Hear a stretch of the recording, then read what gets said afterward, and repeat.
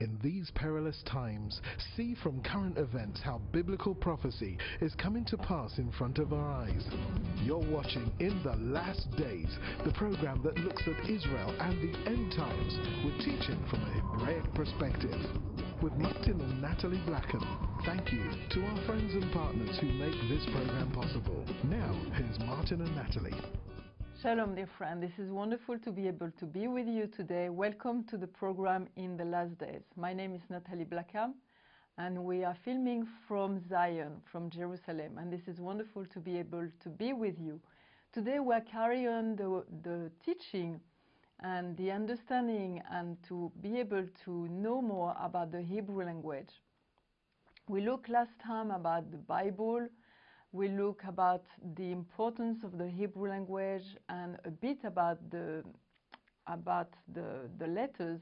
And now I want to read an email that I received this week to tell you how people are interested about it. This is an email from Glenn.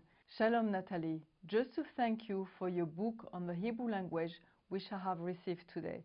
I have been learning more about the Hebrew roots of my Christianity, and I'm beginning to realize that to have a fuller understanding of the Bible and the record of events in it, then I must understand the context in which it was conveyed, the social, geographic, and religious foundations. I have only read the chapter of the first 6 Hebrew letters, and already I have a different insight into the beginnings of the world and ourselves. Your book will help and give enlightenment to many. May the God of Abraham bless and use you to proclaim the truth of this word. Glenn from the UK. This is wonderful. Thank you, Glenn. And my book is being able to be sold easily. I just forgot my book, but you can see the pictures right now.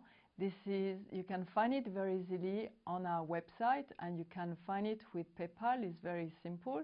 And people who are visiting Israel, you can find it also in bookshops now here in Israel. So this is great.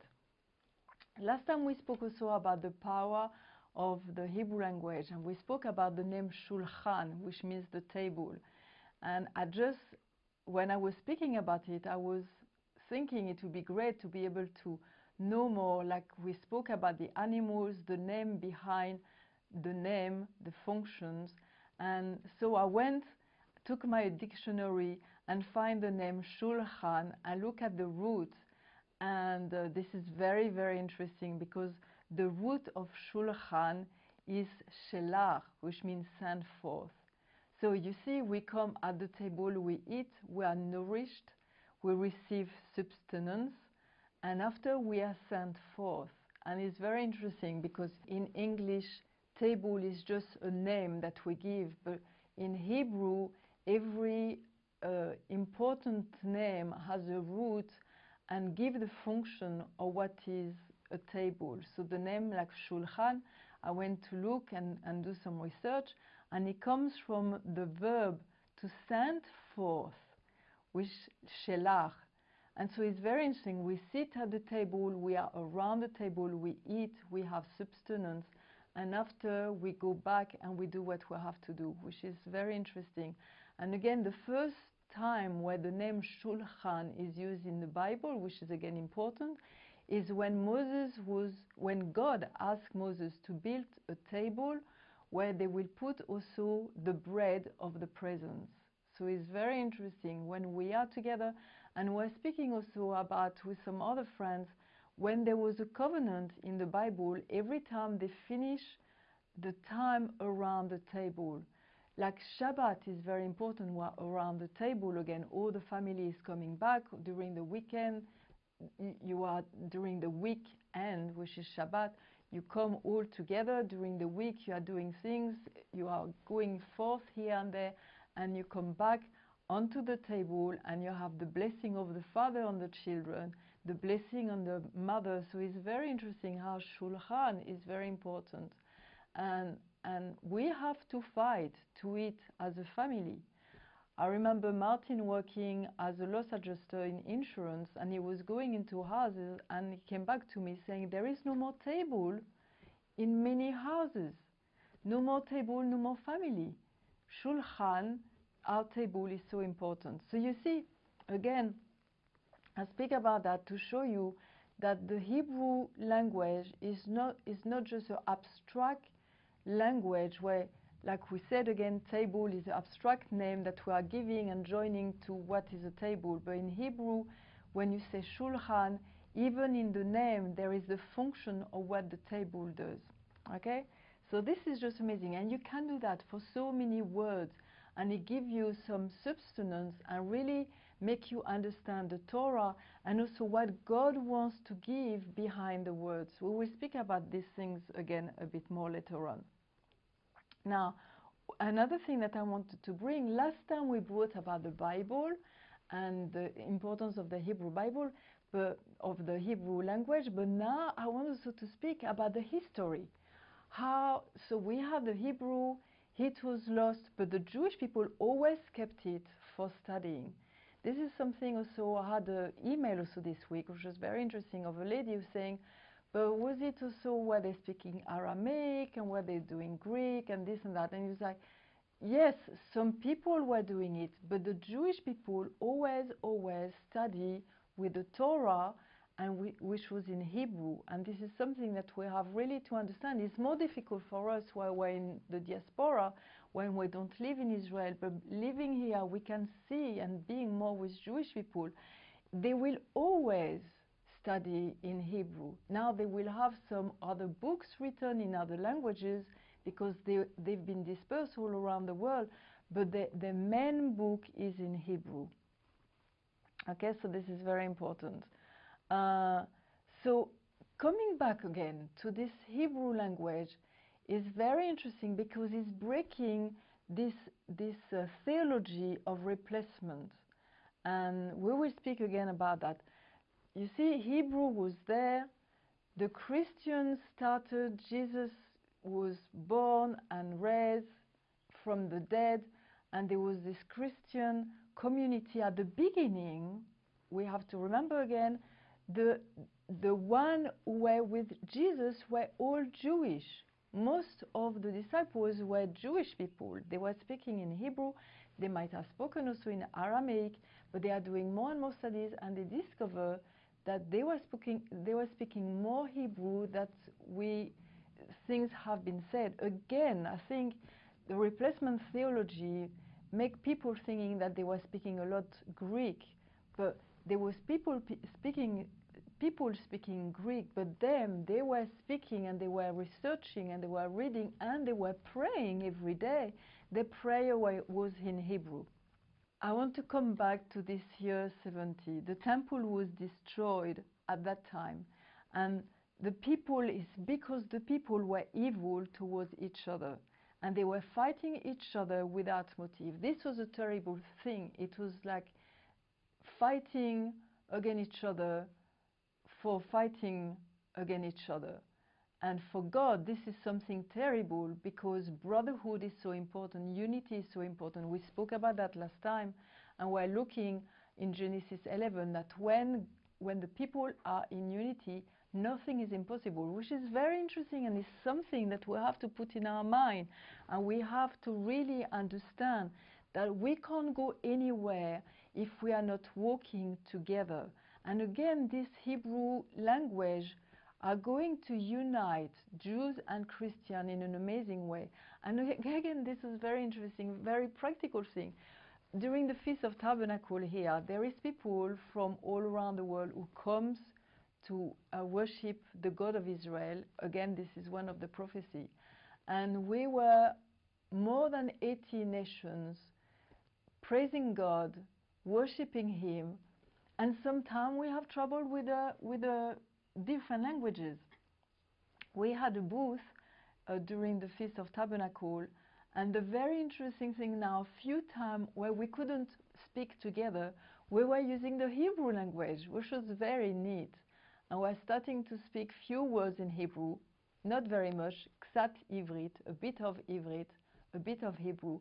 But it was very interesting to see that we were using this language as a common language. And I thought, hey, this is very interesting. This is the beginning.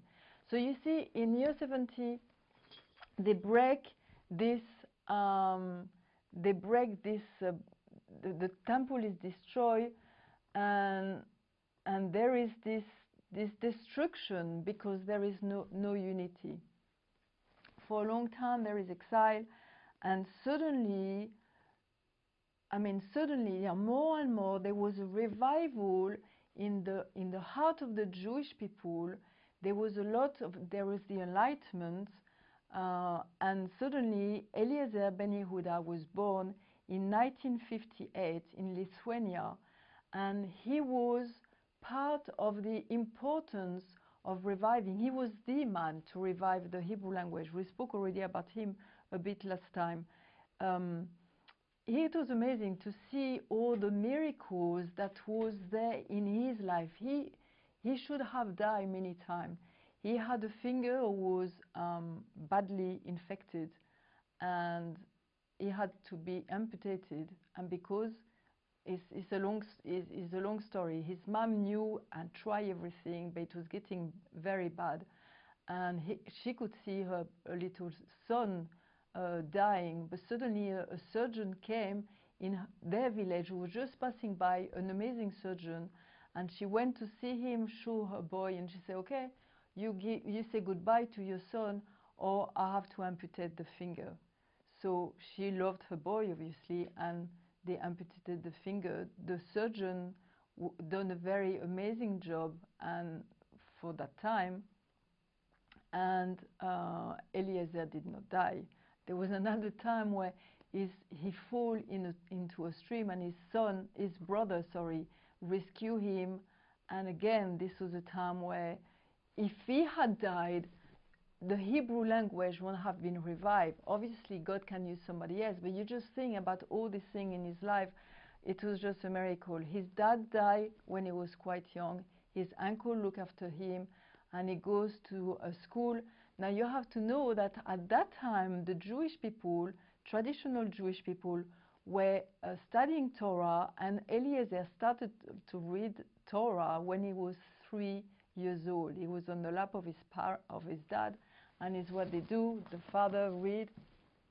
Obviously, it wasn't this kind of Bible, but he had a big Bible just in Hebrew, and he has his little boy, and he study and he read, and the little boys start to hear, and they start when they are 3 years old, which is really amazing to see. So they hear the Hebrew language. Till 14 years old, he knew only Hebrew. This was his only language. His uncle wasn't happy because Eliezer wasn't behaving as he should, and he sent him away and for more studies. So Eliezer goes. He was only 14 years old, and he arrived in a synagogue. He slept over there, and it was the end for him, it was like the end of his life. He had almost no money, and in the end he stayed with Solomon, and he carried on studying. Solomon was a Jewish man who had some knowledge and many books, and he had also a family, and his children were learning at home. And so Eliezer starting to learn with his daughter, and he learned German and Russian and French, which make him be able to learn and read a lot of books. So Eliezer had a very fertile mind, and was learning, and he wasn't just reading books, but he was thinking about all these things. He read some books like Daniel Deronda, which was written by George Eliot. It was very interesting. It's a book. Let me take the book and read this passage there, because you see, we have to understand that the Hebrew language has been revived. It's like an evolution. Eliezer had something in him, and suddenly with the impact of people and mind of other people were thinking about Zion, who are like reviving of Zionism. Everybody was bringing something to stir the soul of Eliezer. This is the passage of in the book where Eliezer Benyehuda speak about how he's been touched by this book. Daniel Deronda is a visionary story of a Jewish land reborn. Eliot had been passionately connected to her Christianity, Jewish roots, since she first read at age 17 Josephus. And she said, this was an introduction for me of the Jewish world. And she said, I felt the urge to treat the Jews with such sympathy and understanding as my nature and knowledge could attain. So she was a Christian writing about the Jewish land to be reborn. And Eliezer, reading this book, thought that now I can be this hero who can go in this Jewish land. And he was calling himself, after reading this book, I'm a Hebrew national, which is very interesting. There was somebody else also who's been touching Eliezer, which was Moses Hess. He was a German, and he wrote a book which was called Rome and Jerusalem. And again, it was about Zionism. So it's very interesting to see that we are, even us, because we are living now here in the land of Israel, we are seeing the importance of the Hebrew language, and your environment really influence your life. So this was the same for Eliezer. So suddenly Eliezer is saying, okay, I don't want just to be a Russian and have revolutionary ideas, and we spoke about that last time. He had really the vision for the land of Israel and the language of Israel. And I think now that I want to go back to it, I want to go to live in Israel, I need to have something in my hands, and I'm going to be a doctor. So he goes to Paris, and he goes to be to study medicine. And unfortunately, he contracted tuberculosis, and he goes to the doctor, and the doctor says, you have only 6 months to live, which was just terrible. So he's saying, now I have this great vision, and suddenly I have no more great vision because I'm going to die in 6 months. And God bring a new friend to Eliezer Benyehuda. His friend was Chachnikov. He was Polish, and suddenly he's saying to him, no, come on, you have something, you have a great vision, and you need to do something about it. And so first of all, you have to write. Nobody has written about this amazing thing that you have in your head, and you have to speak about it. So he encouraged him, and Eliezer writes an article in a newspaper, Hebrew newspaper, and he waits, and the answer is no. So again, he's very depressed and says, you see, nothing works. My ideas are just only ideas. And his friend again said to him, no. Chachnikov said to him, no, you send it to another place. They said, no, somebody can say something else. So he sent it to a Hebrew paper again, which is called the Dawn, and the Dawn write back to them and say, write back to him and say, this is just amazing, and we are going to put your article in a newspaper. And so Chachnikov go to see Eliezer, and Eliezer said, look, this letter, this is wonderful, but now I'm going to die, so what is the point? So his friend again said to him, no, you are not going to die.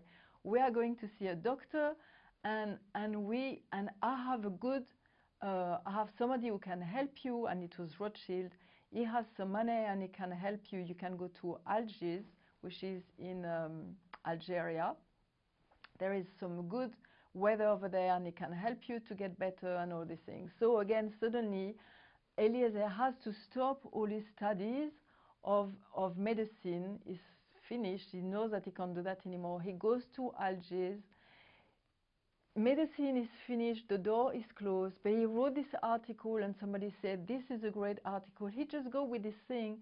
But he has in his heart this vision for the Hebrew language, that this is important. So he goes to Alger, and suddenly he discovers the Jewish people over there who are Sephardic. So they speak a different way. He was Ashkenazi, and Ashkenazi is speaking a certain way. It's not a dialect, but they don't pronounce the Hebrew language the same way. So being over there, he hears the Sephardic way of speaking, and he says, well, this is much nicer for the ear, and maybe when I'm studying Hebrew, maybe it's the way that we have to go, and we have to live the Ashkenazi way.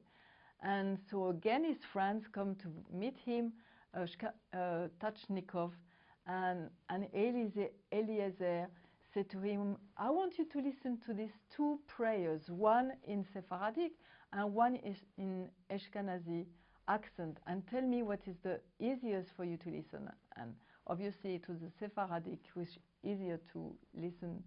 And he said, okay, now I know that when I will study more and when we will revive the Hebrew language, we will keep the Sephardic way of speaking. So I'm telling you all these stories because, you see, the Hebrew language didn't just arrive bang like that. Slowly, slowly, it takes form, it takes shape again. So Eliezer, after left, he was better, which was like a miracle. He was better. He went back to Russia to see his family. He go to get married to Devorah. I mean, you have to read the book again. It's like fulfillment of prophecy. It's an amazing story. It's like really the story of Eliezer. But there was something that happened when Eliezer Benyehuda, during the First World War, he was in America. His son went also over there. And there is a story of Ben Zion who are going to meet Billy Sunday. Billy Sunday was a very important evangelist. And this is what's happening there. The crowd was responding with Amen and Alleluia. Ben Zion stood in a corner of the tent with his mentor, Mrs. Cohen. After a while, Billy finished speaking and came over the table through the throng to embrace Mrs. Cohen and shake hands with her young charge. Ben Zion looked at the evangelist, more than 6 feet tall, broad shoulders and with a ruddy appearance. His face and hair was wet with perspiration. Nice to meet you, Ben, he said, and before anyone could correct him concerning Ben Zion's full name. He was back in the center of the tent on the table speaking to the crowd. My fellow Americans, he called out to them, using a speaking cone to augment his voice. I have spoken to you of the fulfillment of prophecy as an American and a Christian, and you were satisfied with my words. But now I will call on a friend and a brother, a Jew, born and raised in the holy city of Jerusalem, speaking the tongue of the prophets and walking in their path. He is right there, pointing to the corner of the tent. Won't you welcome Benny Saturday? A sea of humanity turned their attention to Ben Zion, not quite 35 years old, and they lifted him and carried him to the center. Tell them, Brother Ben, tell them the truth. And suddenly Billy Sunday was gone and Ben Zion was alone and started his speech in Hebrew. And he recited from memory the word of Ezekiel 37, the dry bones. And he finished with the prayer in the Psalm 137. If I forget you, O Jerusalem, let my right hand forget her cunning. If I do not remember you, let my tongue cleave to the roof of my mouth. If I do not set Jerusalem above my highest joy. And all the crowd roared his approval. Billy Sunday returned to his side, held Ben Zion's hand in his hands, and raised his head high. The assembly was overjoyed. Some had tears in their eyes. They were shouting his name. Benny Saturday, Amen, Amen, Alleluia. And this was something so amazing. You see this American evangelical who was speaking to the Christian in America.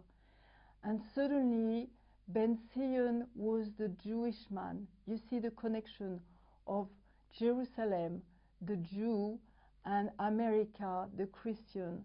And suddenly they were there together, and the people could see this is not just something was written in the book, this is the reality that we are living now. And I tell you, this is so amazing and so beautiful to see that the Hebrew language is being used. We were in the Feast of Tabernacle this year, and with so many people, the common language start to be a bit of Hebrew because it's our common language. We are just starting something amazing. There is a connection. It's like two worlds colliding of the Jewish people and the Christian, and the Hebrew language is going to be our common things to pray God. And this is just amazing to see that. Now there is so much. You see, I wanted to give you today the history of the Hebrew language, the reality of going from one place to another place. And next time we will speak again about the beauty of the Hebrew language, the amazing truth and the power which is in the word. Now you can go on our website, you can look. It's very simple to buy my book, The Beauty of the Hebrew Language. You can just go on the website, look, and it's on PayPal. We are in a new golden age.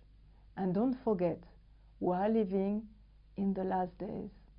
You've been watching In the Last Days, a TV program with Martin and Nathalie Blackham, the program that looks at Israel and the end times with teaching from a Hebraic perspective. If you would like to financially support the program or find out about conferences, meetings or ministry products, then please contact us with the details on your screen. Visit our easy-to-use website at www.inthelastdays.com and register for our free e-newsletter. Get the latest news from Israel, product information, online video teaching, or watch today's TV program at a time that's convenient to you. Thank you again, friends and partners, for making this program possible.